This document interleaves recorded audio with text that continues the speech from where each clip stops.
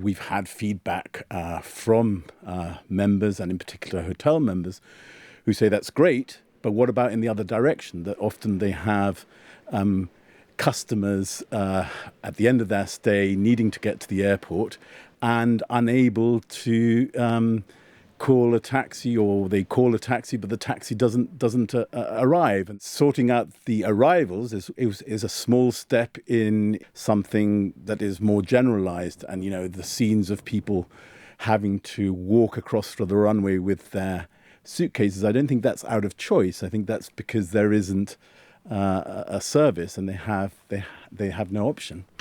From a business perspective, as the Chamber of Commerce, what is the effect of a substandard taxi service, to quote you? Transport in general is an essential ingredient to a healthy economy.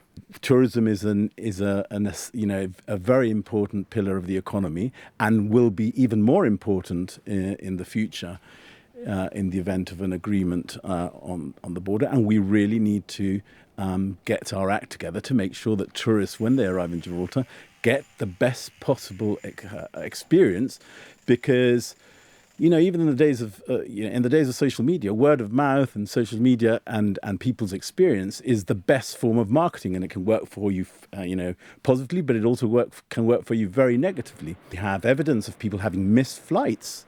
I understand on one occasion the Taxi Association actually compensated the person that had missed the flight. You should be able to book a taxi and to have a fairly certain guarantee that taxi will arrive at the nominated time. They have launched an app, which I think was funded by the government, but the app doesn't work all of the time. People, the feedback we're getting is that it doesn't work. They are a business, and they're clearly going to look for the business that's out there that is most lucrative to them. And that's understandable. Our members run businesses. They want to make as much money as possible. But our businesses work in a very, very competitive environment. The taxis don't necessarily work in a competitive environment. I think the economy of Gibraltar in the last few decades has grown more than tenfold. We still have the same number of taxi licenses since 1985. Clearly, there is a need for more supply. We need things to advance, because I think people are crying out for it and have been crying out for it for a very long time.